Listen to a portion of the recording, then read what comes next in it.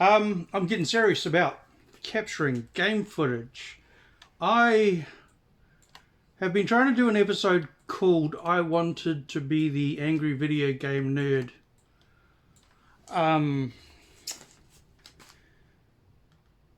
And all of those projects are kind of stopped now. I wanted to be James Newong. I wanted to be Weissman. Fucking hell. The Room. Tommy Wiseau. To get out of the dangerous cult that I was in, it took 5 things. I had to stop wanting to become like the cult leaders. And I didn't understand this at the time. Didn't understand this at the time at all. Had no idea why. I just figured it out. Kind of was working on a book about it. I've scrapped that idea. I know it's weird. Maybe get back to it when all this is over. So, to get out of the dangerous cult that I was in, had to go through 5 phases. I wanted to be the angry video game nerd. I wanted to be the nostalgia critic. I wanted to be this, that, and the other. Even tried to be Linkara, and I live in a country where comics are very non-existent, bloody expensive, or just thrown in a bin. So that didn't go far. And I wanted to be this, that, and the other. And Tommy Wiseau, James Nguyen, Birdemic 2, 3, 4, 5, 6, 7. The Birdemic technology. Imagine that. God, I saw The Room in my country here in New Zealand at an official cinema. My dyslexia is more obvious now that I'm out of the cult than it was while I was in it, because I was just parroting stuff that I was told to say. So that's a new thing. So anyway, so the joke is, so I'm doing now. This is the bump in the road. The history of gaming, as in board games and like board James. Not my thing really.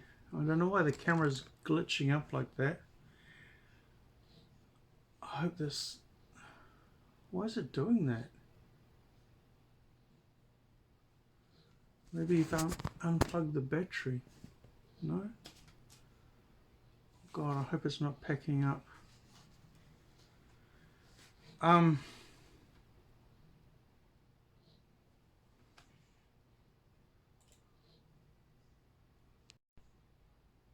Not sure what happened there. It's not doing it now. No. Don't trust you, camera. So, the history of gaming. It's gonna have to be the history of role-playing games. It'll be the history of role-playing games in general. RPGs, JRPGs, ARPGs, the history of. And then I can do my fighting fantasy and my Dungeons and Dragons, Forgotten Realms, and all that sort of stuff. So, yeah. So this is the fun part. So in the episode, the history of role-playing games, the opening is going to be the occult drives nerds in their basements down to their knees to worship the devil in all his bloody, ghouly, gory.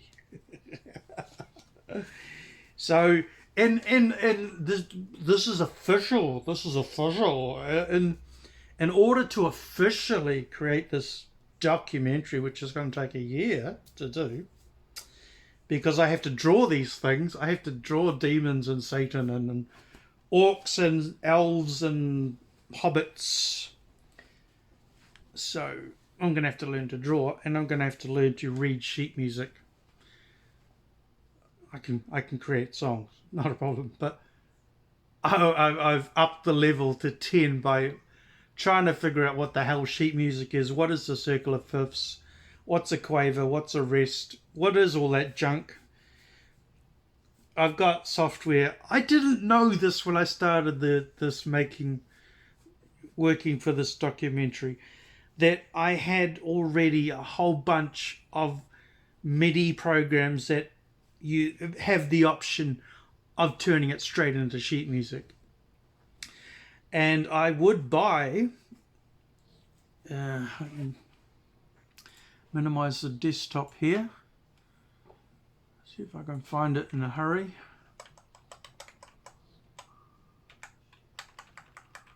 Shelby is for script writing. This will freak you out.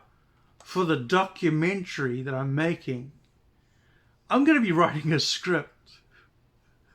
Something I've never, ever wanted to do. So, big surprises.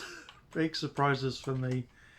I'm paying some monthly fee for some scripts writing program. I don't know if I'm going to use it that much. I might cancel it, but I'm not going to stop script writing. I can't find it. Oh, is the shortcut gone? So what's wrong with... It was there the other day. So if you go to D, do not delete. Do not delete! You'll find all the icons that I've deleted. And it's... I've just reinstalled Windows 10 for this documentary, in preparation for this documentary. I get mixed up between Baldur's Gate and Bard's Tale. So I got Baldur's Gate in the other room. Or is it here? No, it's in the other room. But I bought, because it's me, Avid, isn't it? Because it's me, I've bought every RPG game up to The Elder Scrolls. The Elder Scrolls? Skyrim. Oh my god. Avid? Oh my god. Duke Nukem's not RPG. Eye of the Beholder, 1, 2, 3. Forgotten Realms, all the games, all the Ultimate series, the entire Ultimate series, the entire Wizardry series. Which is cool because I can get back to Famicom. Oh, Dojo, Famicom Dojo, and watch those videos again. When I was mentally unwell, I would watch Famicom Dojo and AVGN and Nostalgia Critic videos over and over and over until I memorized them like the Bible. I don't know why you've moved the... Hang on. Pausing. Push the record button to start again. Push the record button to start again. So, Anvil Studio, you get the free program, comes with certain stuff. If you want the sheet music plugin, it's extra money. But unfortunately, if you go to their website, I mean, it's something I would pay money for, obviously, because I've been using it. Even though I didn't know what it does, I bought it. No, I didn't buy it. I've been using it just to play MIDI files all these years. Like I bought Propellerhead Record. Before Reason came out, it was Record. So I bought that just to edit karaoke files in. And I did that for a decade before I realized what Reason is. It's a DAW. I didn't didn't know what doors were. I was in a cult. My mind didn't belong to me. So, due to health problems, Anvil Studio is discontinuing sales for now. You can continue to download the free version from our website. This is from 2024. January, February, March, April, May, June, July, August. August 2024, but the whole suite is available on archive.org. If they come back, I will pay $39 for this sheet music add-on. But anyway, so the musical side of the documentary. So it starts off, you know, the occult draws you in. The longer you play these games, the more demonically possessed you become, until your body is taken over by Satan himself. Dark, boom, boom, boom. Not Jaws music, but boom, boom, boom music. And like a hand coming out of the wall. Coming out of the keyboard. So yeah,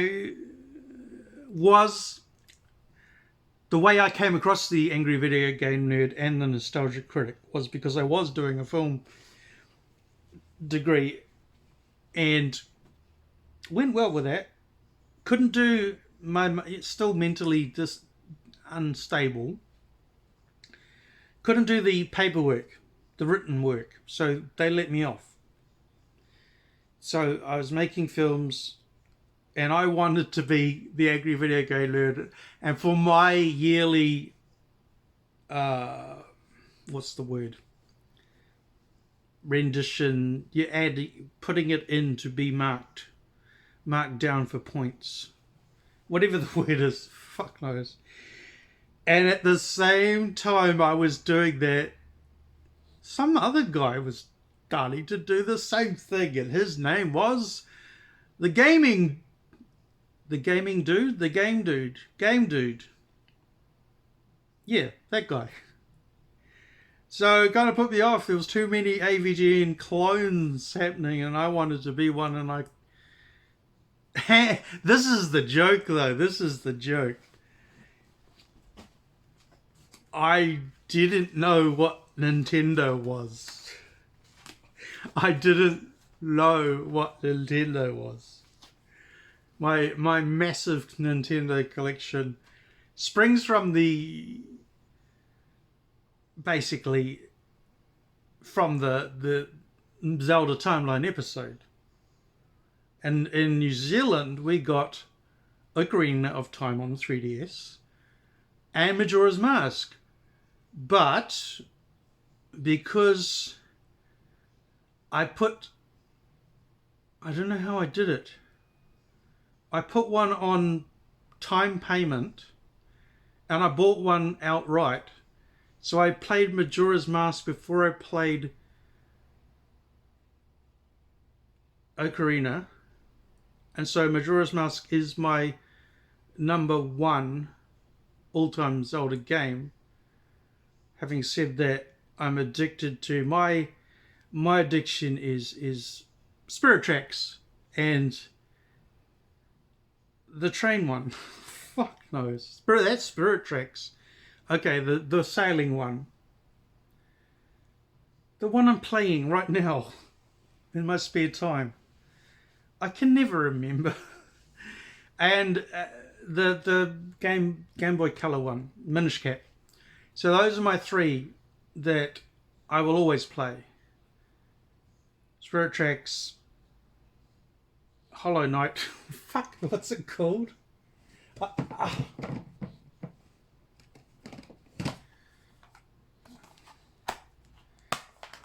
Spirit Tracks is in its proper box for a change. Now that is bizarre. I'm gonna have to.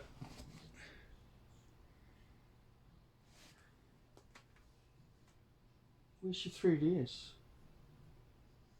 It's in that bag up there.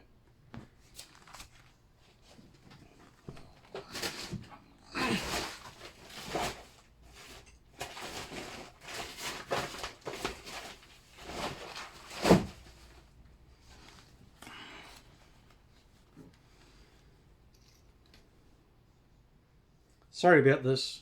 So the incredible amount of filming I'm doing is equal to how the James Rolfe stored his footage, gaming footage, onto, what the hell was it? He was buying external hard drives or something? Zelda boat game. And I spelt Zelda wrong. Phantom Hourglass. Okay, so my go-tos that I will always play year after year after year. Phantom Hourglass until I get the gold ship, and then Spirit Tracks. So stupid. Trains is my life, and yet I haven't finished Spirit Tracks once.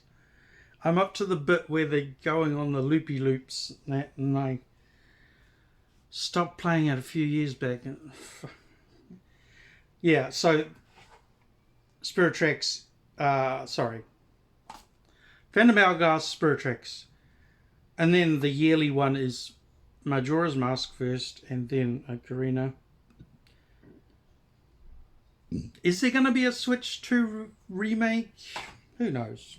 I'm getting off topic, aren't I? It's going to be a very long video. So, I'm doing the history of RPGs.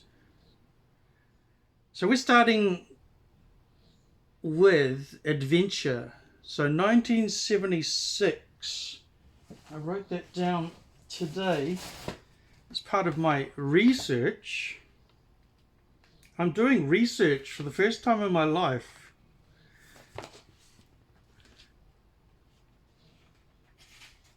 I haven't written the names out in full, so I don't know what that means. 1981 Proving, 1982 Diamonds, 1983 Lily Gayaman, 87 Wordner, 88 Maelstrom, 90 Forge, 92 Civ. Oh, that's the no, I don't know what the hell that is. Is that the Wizardry series? So you put it in your little book. Did I not write it down in here? 1976. An adventure game called Colossal Cave Adventure on the mainframe. Something. Then Adventure came out on the Atari 2600, so I did own a 2600, so I've got to play Adventure. It'll be the oldest game that I play. I can't stand Ultima 1, 2 or 3. I can't stand Wolfenstein 1 and 2, but I will play them to capture the footage. But they're not RPGs, but it's not my only project. I'm doing the history of MIDI and the history of synthesizers pre-MIDI, and then the history of synthesizers post-MIDI. Kind of breaking that up into two. Then a history of computers in general, and then the history of music on computers. Computer software, including the Fairlight KMI. I can't remember all the words. I do so much research. My mind is stuffed full of all this. So 1980, Ken Reed in a magazine proposed a database for adventure games. That's in the Quill. I think that's in the Quill manual. So 82, there's a different adventure game on the Acorn Atom, the Acorn Electra, and the BBC Micro. 83, Quill came out, and 87, they added Illustrator. So they're easy to... I'm learning to use them because it's Commodore 64, which is cool. HURG, HURG, is Spectrum. I can't get a Spectrum emulator running, but I found a guy on YouTube that can get it running through Launchbox. Is that right? Something like that. So I'll follow that tutorial. GAC is Commodore 64? I don't know.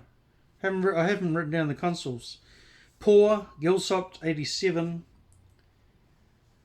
So what I've done today is I've added, because of the theme of the documentary, I've added the top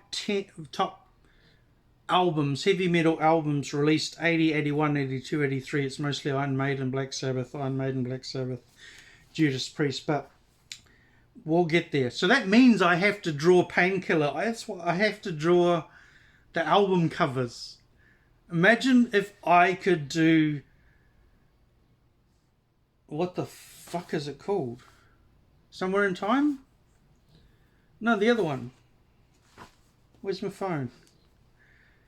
Oh my god. Iron Maiden. I've seen the making of this one album. It's called Power Slave. No, it's not Power Slave. Hey?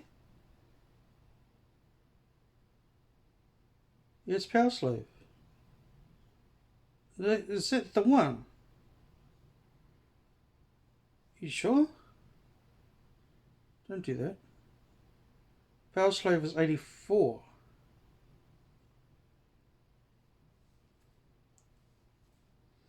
This is how I'm going to do my research. Just capture it on.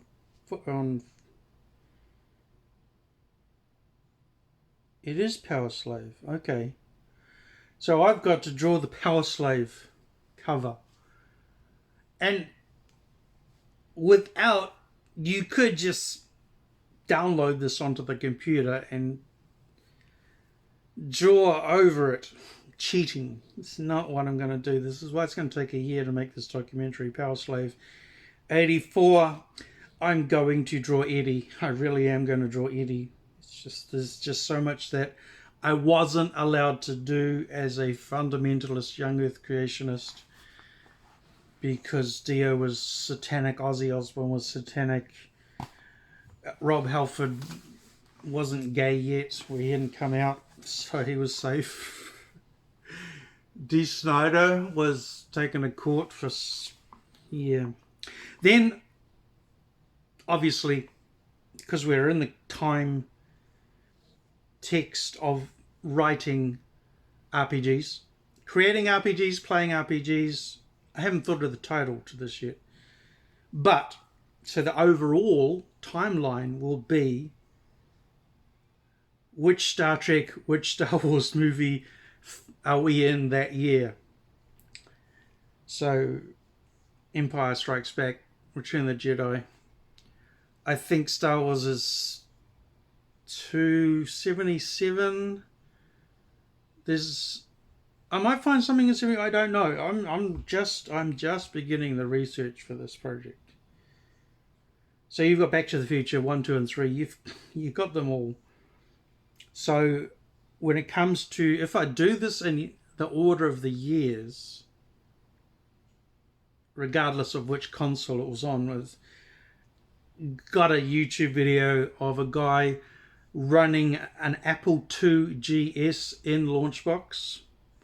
I can't get Apple II GS running in any emulator. So another one to follow, and I'm installing OS X Leopard.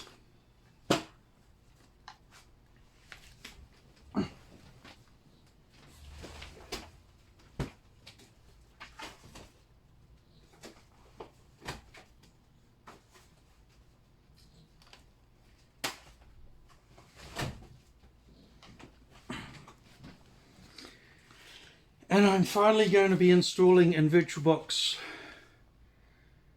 OS X Snow Leopard. And I will finally make sense of this magazine I picked up for $1. $1. Wow. In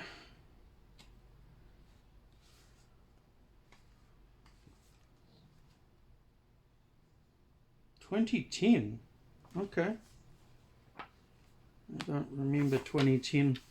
I've got the CD somewhere. I know I have. I've got the CD. I know from the picture. I haven't thrown it away yet. I've lost a few years because of the religious trauma. I don't know those years, and I'm trying to get them back by doing this project. So anyway, making of RPGs, playing RPGs, creating RPGs, making RPGs. Is Doom an RPG? No. What's an RPG? What isn't? So anyway, so what I did today was, and I'll block the serial number. I installed Diablo, but just Diablo, because I wanted to do this when I bought this a decade ago. I want to play it without the expansion pack, and so I'm going to play it all the way through, and then I'm going to install the expansion pack, which lets me become a bear, I think, and then do that. StarCraft, is that an RPG? StarCraft, I don't know. I don't know what the labels are yet. Warcraft. This is a what? Trial edition. 14-day free, and I've never installed it. I've got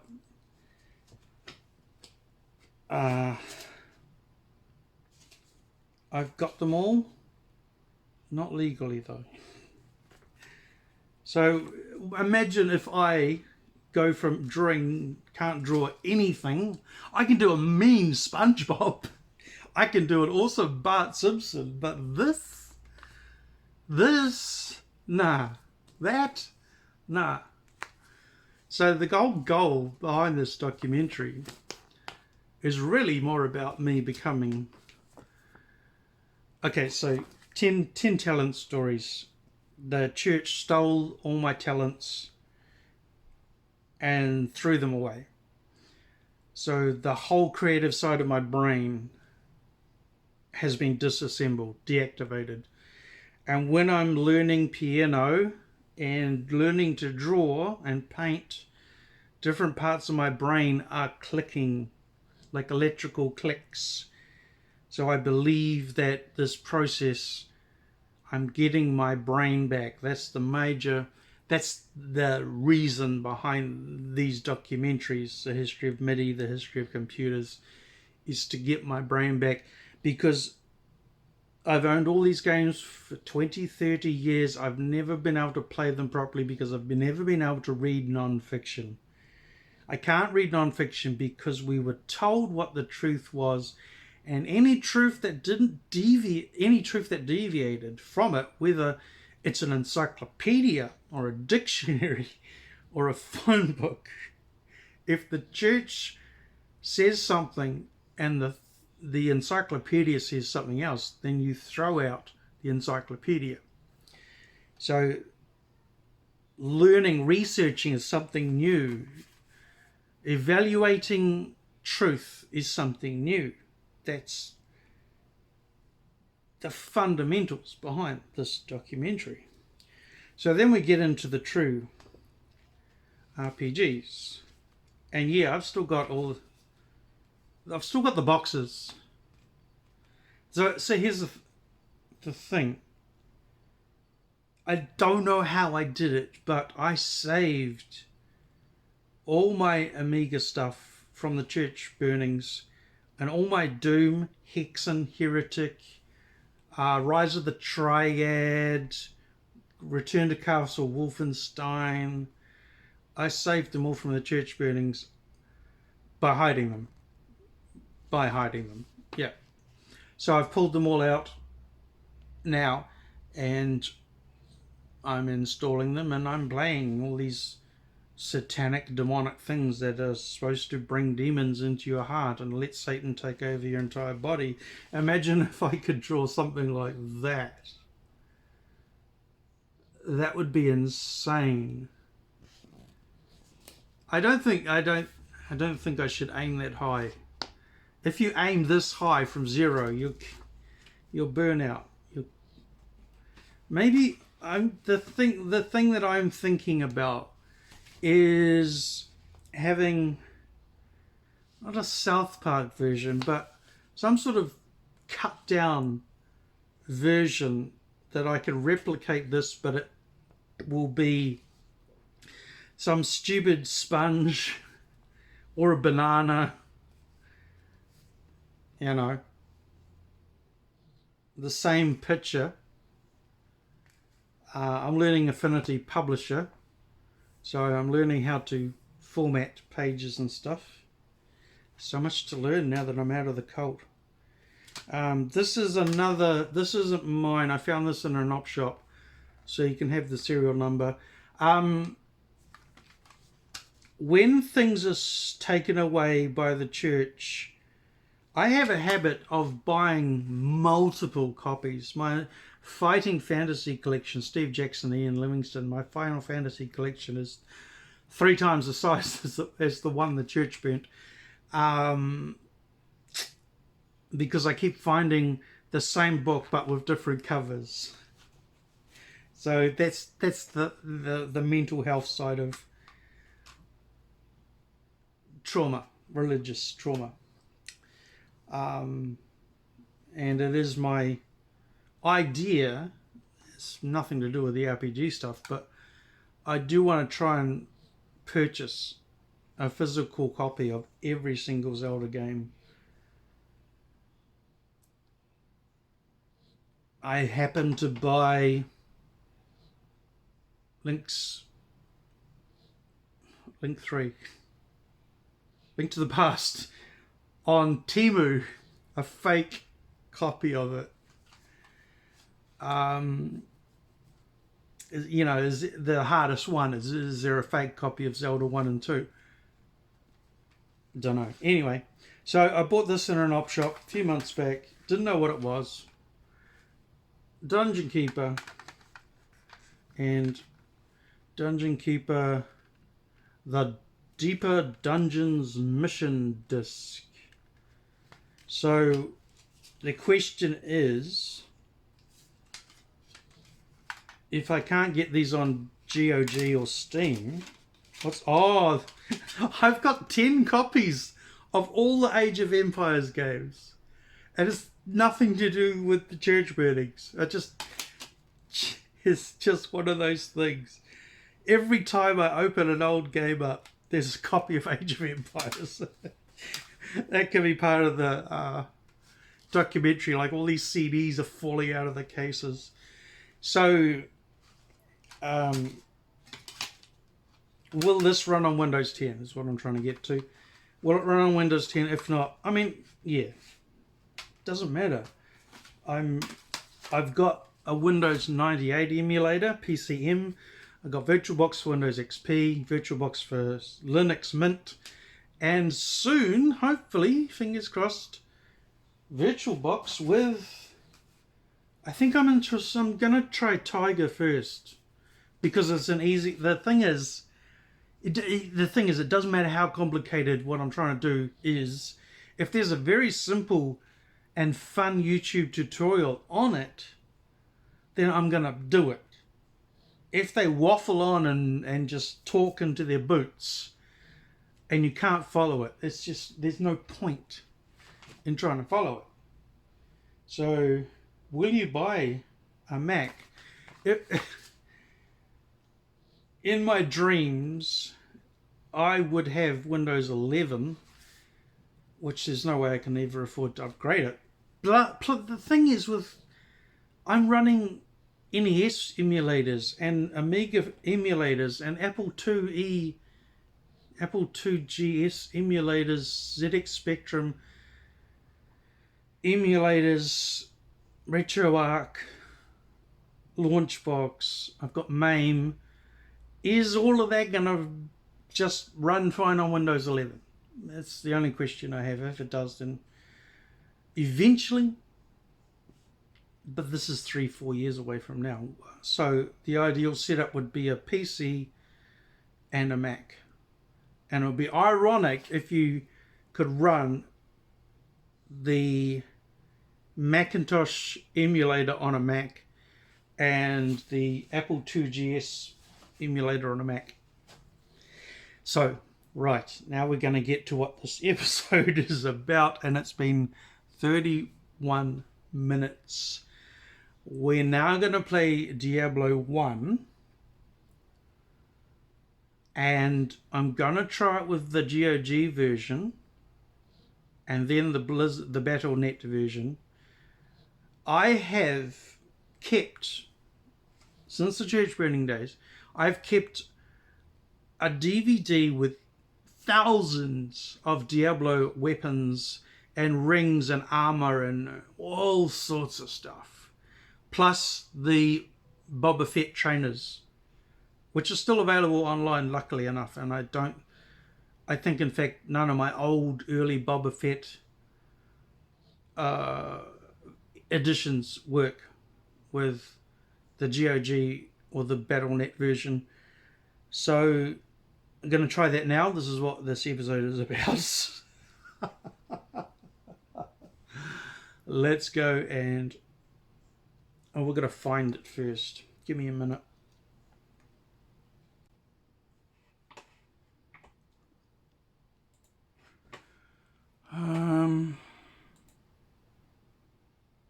Try it. Unable to locate Diablo Hellfire's process ID. So...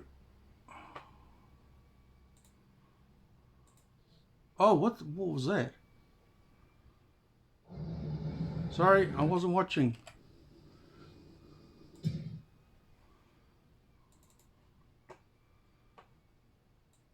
It's your old self again. Too fast, don't read anything.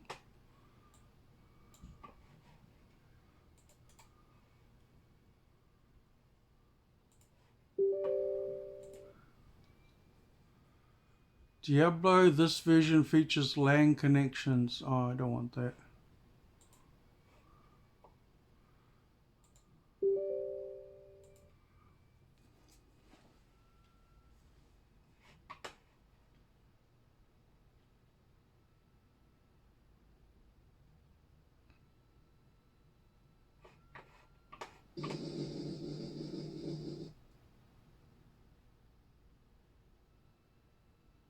Damn, I hate OBS when it does that.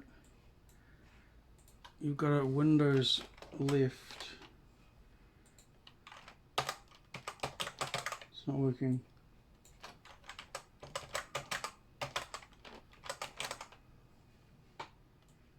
Come on. There.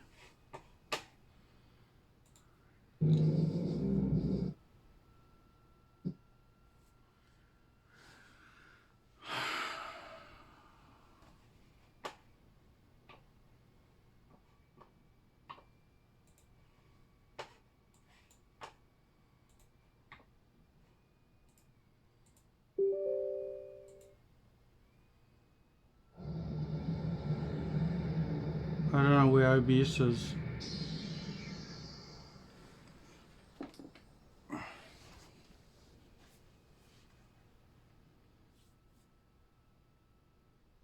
Okay, it's on screen 4.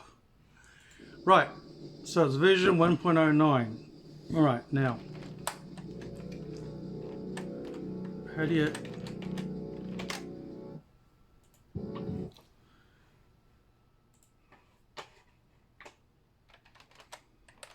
Come on. Tab for me. Do something. Fuck.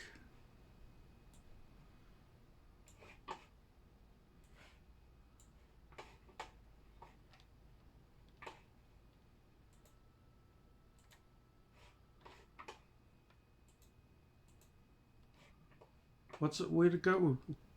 Oh, fuck you. Fuck you. So if I load Boba Fett, I don't know what's happening because it's not coming up anywhere.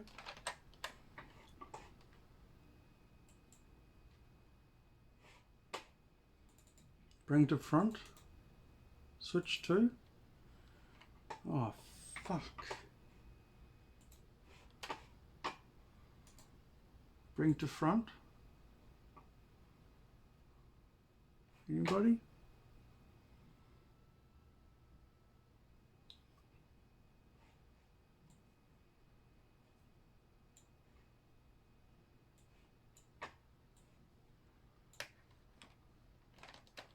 Where have I lost the keyboard controls?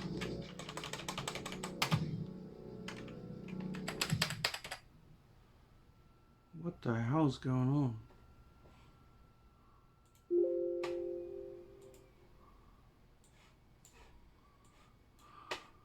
Let's try -W.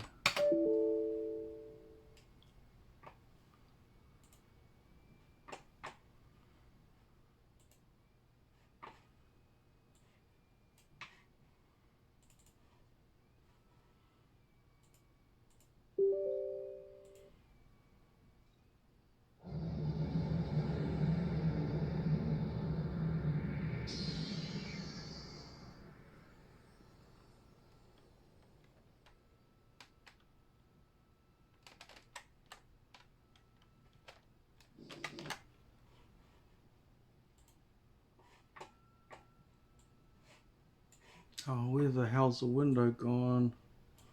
Here we go. Run.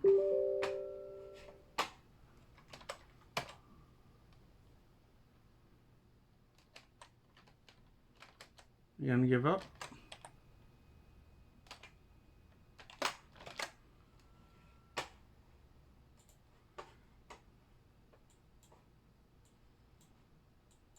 Don't do that, fucker.